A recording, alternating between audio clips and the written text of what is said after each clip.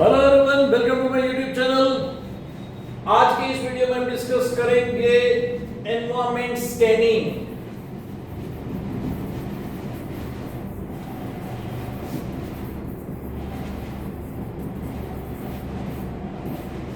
Entrepreneurship first chapter last जो है वो एबिलिटी टू परसीव का टॉपिक जो है हमने डिस्कस किया था। उसमें प्रॉब्लम आइडेंटिफिकेशन, चेंज, वो सब जो है हमने डिस्कस किया था कि किस तरह से चेंज होता है, किस तरह से प्रॉब्लम को आइडेंटिफाई कर सकते हैं एंड वो प्रॉब्लम जो है वो परमानेंट होना चाहिए, वो सब हमने डिस्कस किया था सो दैट कि आप परमानेंट प्रॉफिटेबिलिटी के ऊपर काम कर सको।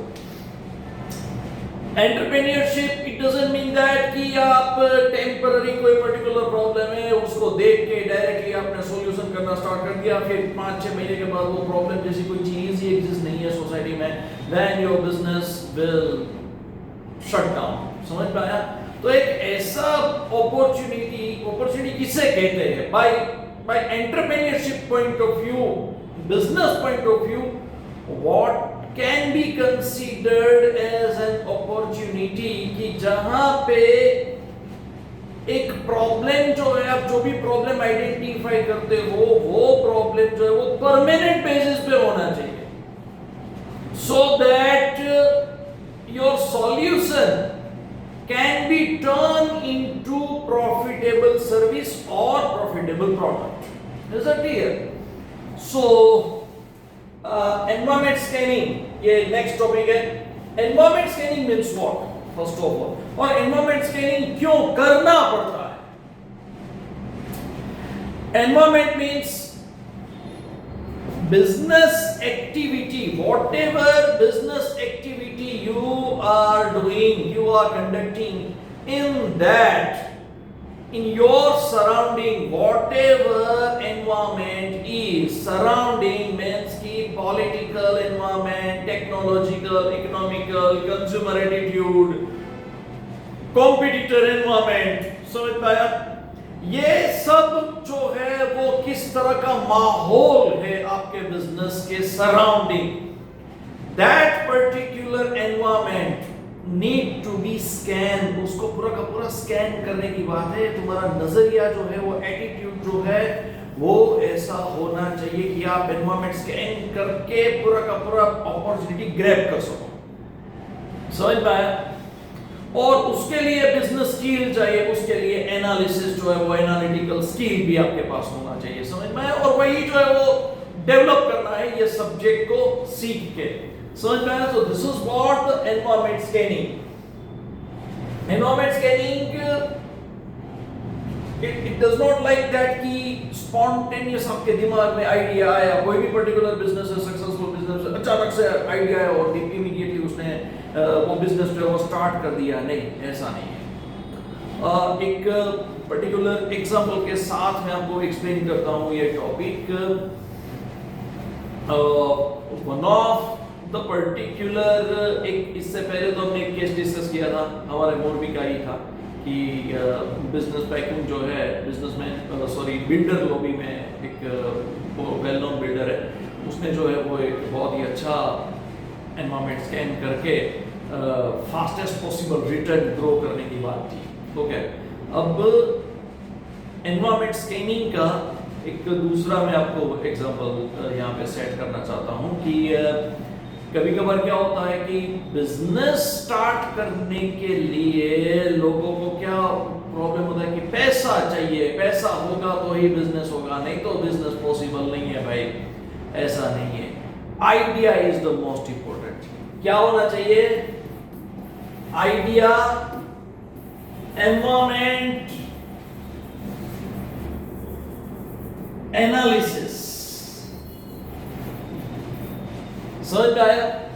एक आइडिया तुम्हारे पास होना चाहिए और एनवायरनमेंट एनालिसिस होना चाहिए। एनवायरनमेंट मींस कि पूरा का पूरा मार्केट को आप एनालाइज करके उसमें से किसको क्या चाहिए और आप क्या दे सकते हो, that particular skill is required. अगर वो है तो मार्केट आपके जेब में है भाई। समझ में आया? और ये सब जो है वो एग्जांपल के साथ देखने के लिए मैंने मेरे चैनल में ही है आमिर खान का पूरा एक मार्केटिंग स्ट्रेटेजी का केस स्टडी है, वो प्लीज देखना। उससे आपको पता लगेगा कि मार्केटिंग स्किल कैसे डेवलप होता है, किस तरह से अप्लाई करके वेल्थ जनरेट किया जाता है। समझ में आया? So now come to the point.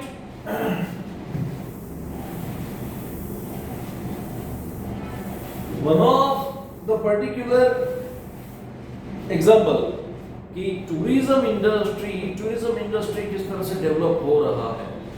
तो एक पर्टिकुलर एक्स पर्सन, ये डिटेल में नाम नहीं ले सकता हूँ यहाँ पे, लेकिन वो एक्स पर्सन जो है उसको, उसके पास जो है वो कोई पैसा वैसा नहीं था एंड जॉब भी नहीं था। समझ में आया? So he was in search of any particular economic activity, कि अगर कोई भी पर्टिकुलर इकोनॉमिक एक्टिविटी में एंगेज हो जाऊँ तो थोड़ा पैसा मिलना शुरू होगा। समझ में आया? एंड बेसिक ग्रेजुएशन जो है वो कंप्लीट कर लिया था। नाउ इन दोज डेज, ये मैं बात कर रहा हूँ 10 साल पहले, ओके, तब मेरा टूरिज्म इंडस्ट्री ना डेवलप हो रहा था। ओके, तो अब इसने क्या सोचा कि ये टूरिज्म इंडस्ट्री डेवलप हो रहा है, ये मेक माई ट्रिप वगैरह जो है ये सब ऐड कर रहे हैं, तो why don't we take advantage of this. And उसने प्लान किया कि दोस्तों के साथ जो है वो मिलके ये 4 धाम की यात्रा जो है वो पहले करते हैं, और वहाँ से ना कुछ अपॉर्चुनिटी मिलेगा। तो 4 धाम की यात्रा 15-20 दिन के लिए प्लानिंग करके सब कुछ किया, एंड वहाँ पे जिन होटल्स जो है, होटल वालों के कॉन्टेक्ट लिए, खाने वाने का जो है वो इंतजाम कैसे होता है वो सब देखा। एंड देन आफ्टर यहाँ पे एक ट्रैवल कंपनी जो है, ट्रैवलिंग कंपनी जो है वो उसके साथ कांटेक्ट करके 10-15 लोगों को कांटेक्ट करके बोला कि भाई सीनियर सिटीजन के लिए हमें एक ये 4 धाम की यात्रा का पूरा प्लानिंग है, एंड सीनियर सिटीजन का पूरा कॉस्ट एनालिसिस करके प्रॉफिट कितना बचेगा वो देख के उन्होंने सीनियर सिटीजन के कांटेक्ट करने स्टार्ट किए। And then after senior citizen का रिस्पॉन्स ज़्यादा मिला, एंड वहाँ से जो है उन्होंने फर्स्ट बिजनेस का पूरा एक आइडिया जो है, आइडिया के हिसाब से आइडिया अप्लाई करके बस भाड़े रख के उन्होंने वो बिजनेस स्टार्ट किया 15 दिन के लिए 4 धाम की यात्रा। एंड देन आफ्टर उनको फर्स्ट ट्रिप में ही बहुत ही अच्छा रिस्पॉन्स मिला। 45 to 50 सीनियर सिटीजन्स थे, सब ने बोला कि बहुत ही अच्छा है। किसी ने आइडिया दिया कि भाई ये काम करो, आप कोई पर्टिकुलर कथाकार है जो वो कथा करे, ऐसा कुछ प्लानिंग करो। तो इमीडिएटली वहाँ से आइडिया आया कि भाई कथा का मैनेजमेंट कैसे करेंगे, क्या करेंगे, कोई पर्टिकुलर कथाकार है वो कितना चार्ज करता है, वो सब करके पार्टनर्स ने जो है वो एनालिसिस करके फिर से दूसरे साल ये स्टार्ट किया। फिर धीरे धीरे करके प्रॉफिटेबिलिटी बढ़ने लगा, एंड यू जस्ट इमेजिन साल में 3 से 4 ट्रिप जो है वो अरेंज होने लगे। एंड लाइकवाइज आज वो एक सक्सेसफुल ट्रैवलिंग कंपनी है। समझ में आया? और उन्होंने वही फैसिलिटी दिया कि भाई कस्टमर जो है, कस्टमर को वहाँ पे सीनियर सिटीजन को प्रॉब्लम रहता है खाने में वगैरह, तो ड्राइवर्स जो है, ड्राइवर एंड क्लीनर जो है, क्लीनर के साथ पूरा एक स्टाफ, कुकिंग स्टाफ, उनको भी साथ में लेके जाते थे, और उनको डायरेक्टली बोलते थे कि भी आपको जो भी यहाँ पे 50 लोग हैं, 50 लोगों के लिए जो भी खाना बनाना है उसका पूरा का पूरा सामान जो है वो हम ट्रैवल्स में साथ में लेके जाएंगे। बाजार में जब भी कोई कहीं पे आपको जो भी चीज़ें चाहिए तो वो आपको लेने का पूरा प्लानिंग करना है। साथ में कुकिंग गैस की व्यवस्था, वो everything was well manage and well planned. Likewise वो आइडिया जनरेट करके वेल्थ क्रिएट किया। सो this is what the scanning of environment is. Clear? इस तरह का पूरा तुम्हारा माइंडसेट जो है वो चलना चाहिए, तभी जाके जो है वो एनवायरनमेंट स्कैनिंग कंप्लीट होगा and you can take the advantage out of it. Okay, so this is what हमने एक व्हाट इज एनवायरनमेंट स्कैनिंग यहाँ पे डिस्कस कर ली विद एग्जांपल। ओके, तो आपको क्या देखना है? Environment scanning is the process of analyzing the situations like what kind of political environment, technological environment, economic environment, legal environment is going on surrounding any particular business and competitive environment. ये सब जो है वो analysis करके whatever you come to the conclusion, that is called environment scanning. Then why do we need to scan our environment? This is the most important. Why do we need to scan environment? Environment scan करना क्यों जरूरी है? First of all, importance of environment वो तो हमने पता है, समझ में आया कि अगर से फॉर एग्जांपल कि कोई बोलता है कि भाई ये लीगल सिचुएशन है, ये वो है, लेकिन अगर सरकार ने लीगल में कुछ चेंज कर दिया तो समझ में आया कि जैसे पहले रियल एस्टेट में अगर आपको बिजनेस करना हो, हमारे मोरबी की बात करता हूँ, मोरबी में अगर रियल एस्टेट का आपको बिजनेस करना है इट वाज वेरी इजी, लेकिन जैसे ये डिस्ट्रिक्ट बन गया, मोरबी डिस्ट्रिक्ट डिक्लेयर हुआ, तो पूरा का पूरा लीगल फॉर्मेलिटीज वगैरह जो वो चेंज हो जाता है। तो पहले जो नॉन एग्रीकल्चर की प्रोसेस थी और ये आज नॉन एग्रीकल्चर की प्रोसेस है, दोनों में वास्ट डिफरेंस हो जाएगा। जैसे क्लियर? तो पहले आप जितने टाइम में एक्सपेक्ट करते थे द सेम पर्टिकुलर टाइम आज एक्सपेक्ट नहीं कर सकते हो। इससे क्लियर? बहुत सारी दूसरी लीगल फॉर्मेलिटीज भी बढ़ जाती है। पहले जब मोरबी डिस्ट्रिक्ट नहीं था, एट दैट टाइम हमारे नॉन एग्रीकल्चर का जो भी प्रोसीजर होता था वो मींस की जो अथॉरिटी जो है वो साइन होके जो मैप को जो है वो परमिशन दे दी, वो सब राजकोट डिस्ट्रिक्ट से होता था। आज जो है वो वही प्रोसीजर पहले राजकोट जाना पड़ता था, वो राजकोट नहीं जाना पड़ता, वो पूरा का पूरा ऑफिस जो वो यहाँ पे शिफ्ट हो गया है मोरबी डिस्ट्रिक्ट में। तो लेकिन मोरबी डिस्ट्रिक्ट में होने से इजी नहीं हुआ है मोरबी डिस्ट्रिक्ट की पूरी फॉर्मेलिटीज। यहाँ के जो भी लोग हैं, जिस तरह का सोसाइटी का सिचुएशन है, likewise we need to design the map, some particular new rules regulations framed. Is that clear? तो वो राजकोट में जब भी था तब ये मोरबी का इतना सारा नहीं था। अब तो मोरबी डिस्ट्रिक्ट के दूसरे रूल्स रेगुलेशन जो वो भी फॉलो करने पड़ते हैं, समझ में आया? So likewise, which is why we need to scan the environment. Changes is constant. Is that clear? So what kind of changes takes place surrounding you, that at least you should know. Another thing is what? To apply anything, apply your idea into the market. First of all, you need to conform. समझ में आया? तुम्हारा दिमाग में idea है, चलो पास में तो सक्सेसफुल गया था, चलो आज भी सक्सेसफुल जाएगा, चलो करना शुरू कर देते, इमीडिएटली पागलों की तरह दौड़े जाते हो, कंफर्मेशन करते नहीं हो, फिर बोलते हो कि सरकार धंधा करना नहीं देती। अरे भाई, रूल्स रेगुलेशन चेंज हो गए तो पहले कंफर्म तो करो। समझ में आया? कांस्टेंट ऐसे चेंजेस होते हैं। आपने जो प्रोडक्ट एज्यूम किया है, आपने जो प्रोडक्ट एक्सपेक्ट किया है, अब आपके कॉम्पिटिटर ने, आप सोचो उससे पहले तो लॉन्च कर दिया है, उसका स्ट्रेटेजी जबरदस्त है, तो क्या करो? So sometimes what happened, many business tycoon, even Reliance, sometimes they drop idea to enter in the market. They wait for everything. समझ में आया? So likewise, तुम्हें कहां पे वेट करना पड़ेगा, कहां पे फास्ट काम करना पड़ेगा, ये एक रेशनलिटी जो है वो एंटरप्रेन्योर में होना चाहिए। समझ में आया? धीरूभाई अंबानी कहते थे think fast. Okay, think fast. What does it mean? Think fast. It doesn't mean that कि जो भी तुम्हारे दिमाग में है डायरेक्टली फटाफट अप्लाई करना शुरू कर दो। अरे भाई, कंफर्म करो पहले, श्योरिटी लो कि कहाँ पे कौन से लीगल पॉइंट्स है। वो श्योरिटी लेने के बाद जो है वो कंफर्मेशन करने के बाद आप जो है वो रिस्क लोगे, then that particular risk will be turned into profit. Otherwise, it will prove a disaster and people will laugh at you. Is it clear? This is what the reality of the environment. That is why we need to scan the environment. This is the most serious situations. You just imagine कि ये सब business करना, it's not baby talk. समझ में आया?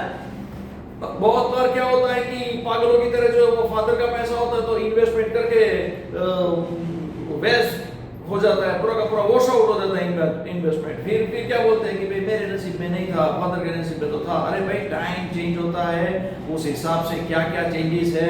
धीरू भाई अंबानी के time पे, ये 1970s के टाइम पे क्या था, supply creates its own demand,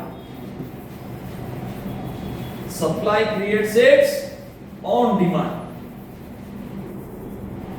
means market trend कैसा था कि जो भी तुम मैन्युफैक्चरिंग करोगे, जो भी प्रोड्यूस करोगे बिक जाएगा, प्रोड्यूस करो। समझ में आया? जो भी पुराने एंटरप्रेन्योर्स है, पुराने बिजनेसमैन है 1970s के टाइम पे, उनको पूछना, वो बोलेंगे कि हाँ। समझ में? क्यों? क्योंकि इंडिया में प्रोडक्ट्स मैन्युफैक्चरिंग नहीं होते थे। दैट इज व्हाई वो क्या बोलते थे कि भाई प्रोडक्ट की जरूरत है, भाई मैन्युफैक्चरिंग करो। एंड कंज्यूमर का मेंटालिटी कैसा था, कलर वलर वो कुछ नहीं, जो भी देते थे वो एक्सेप्ट करते थे कि हाँ भाई हमें वो प्रोडक्ट चाहिए और कुछ नहीं। As the passage of time, अगर मुकेश भाई अंबानी ने यही फिलोसफी फॉलो की होती तो, गौतम भाई अदानी यही फिलोसफी फॉलो करेंगे, पॉसिबल नहीं है। अब क्या सिचुएशन है, ध्यान से सुनो। Demand creates its own supply. Is that clear? पूरा का पूरा मार्केट चेंज हो चुका है, पूरा का पूरा मेंटालिटी चेंज हो गया। Demand creates its own supply. जहां पे डिमांड है वही सप्लाई मैन्युफैक्चरिंग करके दो। डिमांड कितना है, कहां पे है, कौन से कंज्यूमर को क्या चाहिए, कौन से मार्केट सेगमेंट को क्या चाहिए, तुम्हें कब पता चलेगा? Only when you scan environment, not otherwise. समझ में आया? तो मैन्युफैक्चरिंग करने से पहले डिमांड कंफर्म करते हैं कि डिमांड कितना है। अनदर थिंग इज व्हाट, कि आप अगर कोई भी पर्टिकुलर बिजनेस करते हो, you are exist in the industry from last 10 years, and कोई नया आके आपसे भी ज्यादा मार्केट शेयर कवर कर लेता है 5 साल में, और आपको तब अक्ल आती है, ओहो इतना मार्केट तो खाली था, मेरा तो बिजनेस प्रॉफिट में आ गया, मेरे घर की लाइफस्टाइल पूरी की पूरी चेंज हो गई, तो आई वाज सेटिस्फाइड। एंड मुझे तो लगा कि बिजनेस में तो 4 चांद लग गए। लेकिन तुमसे बाद, तुम्हारे बाद 10 साल बाद आने वाला जो है, उसने 5 साल में तुम्हारे से ज्यादा मार्केट शेयर कवर करके तुम्हारे से भी अच्छा बिजनेस ग्रोथ करके दिखाया है। मीन्स व्हाट, कि आपने 10 साल मक्खियां मारी, उससे और कुछ ज्यादा नहीं किया। एंटरप्रेन्योरशिप इट डजंट मीन कि आपको सेटिस्फाइड प्रॉफिट मिलता है, आपके एम्प्लॉय सेटिस्फाइड है, आपके घर वाले सेटिस्फाइड है, आप तो बहुत ही अच्छी लाइफस्टाइल जी रहे हो, तो एवरीथिंग इज गोइंग ओके। नहीं, मार्केट कितना खाली है वो तो आपने देखा नहीं। खाली मार्केट को ग्रैब कैसे करोगे, वहां तक एंड तक जो प्रोसेस आप करोगे, that is called entrepreneurship, that is called rational entrepreneurship, और तभी जाके प्रॉफिटेबिलिटी इंक्रीज होगा। So that is why we need to scan environment. Is that clear? Now the next point, importance of environment.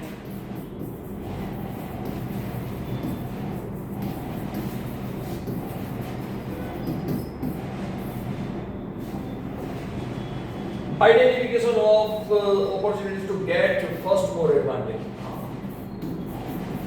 Identification of an opportunity to get first mover advantage.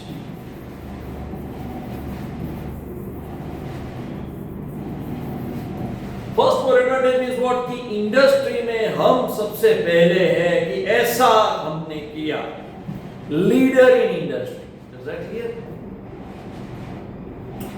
सबसे पहले देखो बहुत सारे example है इसके, first mover advantage बहुत सारे, N number of example, लेकिन मैं मोरबी से जो है वो ओएसएस सिरामिक है हमारा, OSS ceramic.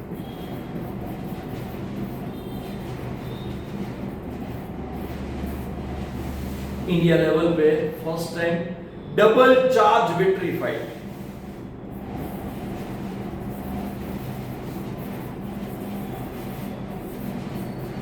Double charge vitrified सबसे पहले लॉन्च किया, that is called first more advantage. Double charge vitrified means कि लाइफ टाइम वो टाइल्स जो है ना चलती रहेगी, लाइफ टाइम। थिकनेस जो है वो टाइल्स का इतना समझ में कुछ mm में है, मैं अभी राइट मेजरमेंट मुझे पता नहीं, that is why I can not use that particular statistics in video, okay. लेकिन वो जो उसका जो एक पर्टिकुलर साइज होता है उससे ज्यादा एंड लाइफ टाइम वो घिसेगा ही नहीं, डबल चार्ज विट्रीफाइड। एंड उसका जो मार्केट कवर किया था tremendous, that is called first more advantage, first time in industry. समझ में आया? लाइकवाइज इससे पहले कोई एक पर्टिकुलर ब्रांड है, मुझे पता नहीं, कोई पर्टिकुलर फर्म है जिन्होंने डिजिटल टाइल्स जो है वो स्टार्ट किया था, वो first more advantage, I think Simpolo था, ओके, सिंपोलो या वर्मोरा दो में से। तो उसके बाद जो है वो पूरा का पूरा जो वो डिजिटल पे जाना शुरू हो गए, तो that is called first more advantage.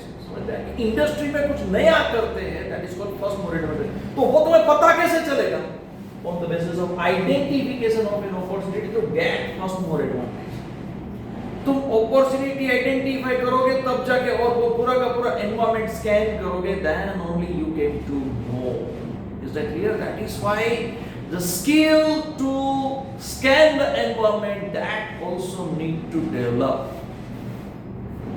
आगे बढ़ते हैं next point.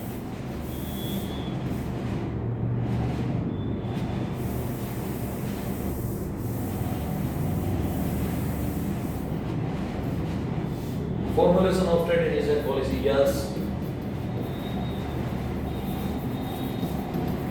Formulation of strategies and policies, yes. Strategy कैसे फॉर्मुलेट करना, पॉलिसी कैसे फ्रेम करना, वो सब के लिए first of all you should have the particular market data. Competitor का स्ट्रेटेजी क्या है, कॉम्पिटिटर कौन से सेगमेंट पे ज्यादा ध्यान दे रहा है, समझ में आया? नए कौन से सेगमेंट में एंट्री हो रही है कॉम्पिटिटर की, उससे पहले हम एंटर हो सकते हैं, हमारे पास रिसोर्सेज है नहीं है, स्किल मैन पावर है नहीं है, किस तरह का सिचुएशन है, वो सब जो है वो पता चलता है only when you have skill to analyse the environment. Many times what happened, बहुत सारे एंटरप्रेन्योर्स जो है पागलों की तरह एक्सपांशन कर देते हैं, एक्सपांशन करने के बाद पूरा का पूरा बिजनेस डिस्टर्ब हो जाता है। मैंने बहुत बार, मैंने क्लास में भी बोला है और मैंने वीडियो में भी बोला है कि every time expansion may not be profitable. समझना ये बात को, वीडियो खत्म होने के बाद सोचते रहना। Many a times expansion may not be profitable. Expansion करने के बाद मार्केट में इतना वास्ट चेंज हो जाता है, तुम्हारे प्रोडक्ट का कोई दाम को जो है कोई पूछता भी नहीं, और आपने यहाँ पे मास प्रोडक्शन करके रखा है प्रोडक्ट, जो एडिशनल इन्वेस्टमेंट किया वॉश आउट, गुड्स की बिक्री ही नहीं होगी। That is called analysing risk. वो रिस्क जो है वो पता लग जाना चाहिए कि ये होने वाला है, यहां पे स्टॉप कर दो प्रोडक्शन। समझ में आया?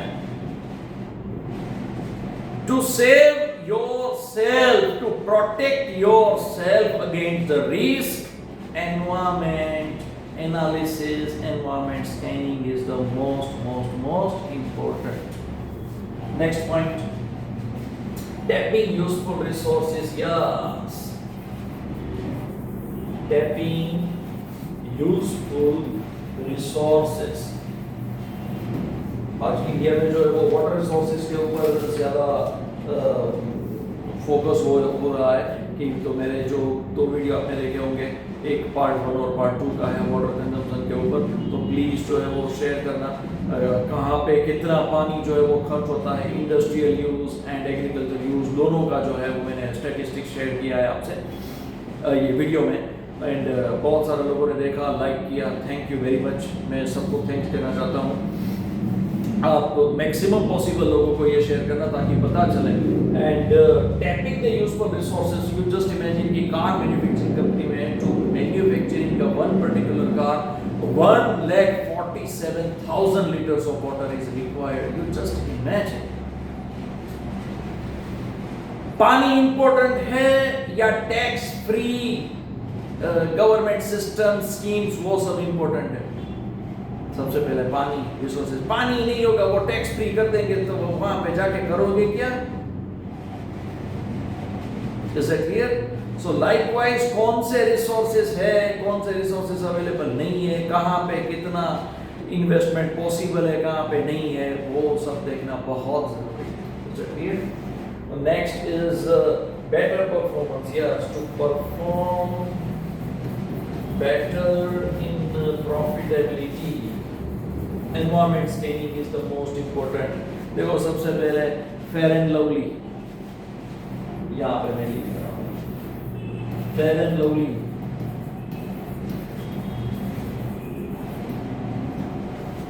विमेंस को ही टारगेट करके बिजनेस करते थे। फेयर एंड लवली सालों पुराना है, ओके? बहुत सारे ब्रांड एम्बेसडर जो है वो पुरानी हीरोइंस जो है वो ब्रांड एम्बेसडर चेंज होती थी, ओके? और फिर कंपनी को पता चला स्वॉट analysis, स्वॉट strength, weakness, opportunity, threats, यहां तक बुक में लिखा है स्वॉट स्ट्रेंथ, वीकनेस, अपॉर्चुनिटी, थ्रेट्स। मैं एक एस और ऐड करता हूं, दैट इज सॉल्यूशन। स्वॉट्स एनालिसिस करना है, स्वॉट एनालिसिस नहीं करना है। अगर आपको सक्सेसफुल एंटरप्रेन्योर बनना है तो स्वॉट्स एनालिसिस करना है, strength, weakness, opportunity and threats and solution. तो फेयर एंड लवली ने देखा कि भाई हमारा ब्रांड इमेज बहुत ही अच्छा है, ये है वो है, लेकिन वीकनेस क्या? एक ही मार्केट सेगमेंट के ऊपर डिपेंड है, कौन? विमेंस। वीकनेस, अगर से फॉर एग्जांपल एक ही मार्केट सेगमेंट में डिमांड ज्यादा बढ़ेगा और मैक्सिमम कॉम्पिटिटर बढ़ गए तो what if maximum possible competition increases in one particular segment और आपने जो सालों से मार्केट शेयर इंक्रीज करके होल्ड करके रखा है उसमें थोड़ा बहुत चेंज आया, डाइवर्ट हुआ कंज्यूमर, तो इमीडिएटली तुम्हारा सेल्स डफ करके डाउन जाएगा, समझ आया? एंड रेवेन्यू क्राइसिस शुरू हो जाएगा। That is why they enter in men's facial cream, fair and handsome. समझ में आया? This is what the better performance तभी होगा जब तुम एनवायरनमेंट स्कैन करने का स्किल जो डेवलप कर रहे हो। Then after sensitization of entrepreneur to cope up with the rapid changes, yes, to cope up with rapid changes। एक जोक है ये चेंजेस के ऊपर, बहुत ही अच्छा जोक, मुझे मेरे प्रोफेसर ने बोला था, हम क्लास में थे तो कि one of the days in New York, now you just imagine how the changes, how rapid changes takes place in the market. So one of the days in New York City, early in the morning, one particular husband going to the particular showroom. As soon as the showroom opens, immediately he buy a gown for his wife and immediately he rushed towards the house breathlessly. वो भागता हुआ घर की तरफ जा रहा था और किसी ने उसको रोक के पूछा कि भाई कहाँ जा रहे हैं? तो उसने बोला let me go, I don't have time to talk with. तो वो बोला ओके जाओ। तो फिर वो फिर से गया, फिर किसी दूसरे आदमी ने उसको देखा, दूसरे आदमी ने देख के फिर से उसको द सेम पर्टिकुलर रीजन पूछा कि भाई क्यों भाग रहे? Let me go first. गया ब्रीथलेसली, दौड़ते दौड़ते घर पे जाके डायरेक्टली वो constantly ringing the bell, okay? And उसकी वाइफ थे, उसके वाइफ को कौन आया? एंड उसकी वाइफ ने दरवाजा खोला and she open the door and she amazed. उसने बोला कि तुम क्यों ऐसे व्हाई यू आर परसिविंग, पसीने से टिक टॉक हो गए यहाँ पे आए हो भागते हुए, समथिंग इज रॉन्ग? तो बोल के नहीं darling, nothing is wrong, today is your birthday, I purchased gown for you, ऐसा करके गिफ्ट दिया। तो तो बोले कि हाँ इट्स ओके, आपने मुझे गाउन दिया है, ये मेरा बर्थडे मुझे याद है, लेकिन तुम दौड़ते दौड़ते क्यों आए?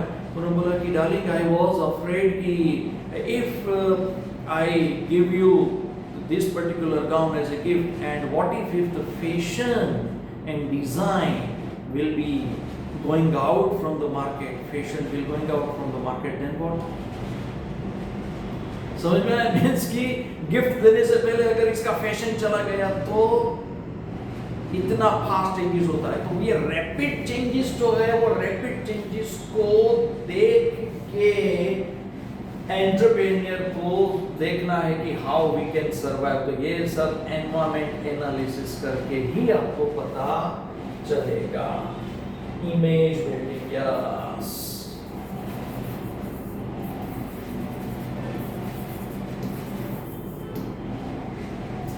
इमेज बिल्डिंग में कौन से कस्टमर को क्या चाहिए दैट यू शुड नो। कि से फॉर एग्जांपल कॉम्पिटिटर जो भी प्रोडक्ट दे रहा है, जो भी फीचर्स ऐड करके दे रहा है, जो भी यूटिलिटी ऐड करता है, तो सेम पर्टिकुलर यूटिलिटी आप दे रहे हो, what you can do new, something extra, that you should know. तो उससे क्या है, तुम्हारा इमेज जो है वो बिल्डअप होगा। समझ में आया? Know the consumer mentality, know the consumer attitude. समझ में आया? What consumer needs वो नीड करते हैं, और साथ में डायरेक्टली आपका प्रोडक्ट जो वो लॉन्च हो जाएगा उसके नीड को फुलफिल करने के लिए, then this is very profitable for you। तो आज के वीडियो में हम इतना डिस्कस करते हैं। नेक्स्ट वीडियो में इसके बाद वाले पॉइंट्स पे वो डिस्कस करूँगा। Please please please share my channel and देखते रहिए, लाइक भी करिए। Thank you very much. And दूसरे वीडियोस जो है वो भी आप प्लीज़ शेयर करना, क्योंकि वाटर कंजम्पशन के ऊपर जो मैंने स्टैटिस्टिक शेयर किया है वो बहुत ही अच्छा है, मैक्सिमम लोगों तक वो पहुँचे, वो मैं चाहता हूँ, ताकि पानी को जो है हम बचा सकते हैं। एंड पार्ट 3 जो है वो भी मैं लेके आने वाला हूँ, और पार्ट 3 जो है वो थोड़ा बहुत ही ज़्यादा इम्पोर्टेंट होगा। बने रहिए मेरे साथ। Thank you very much. And आप कमेंट्स में भी मुझे बोल सकते हो कि आपको कौन सा सब्जेक्ट या कौन सा टॉपिक जो है वो उसके ऊपर नेक्स्ट वीडियो चाहिए। थैंक यू वेरी मच यहाँ तक देखने के लिए।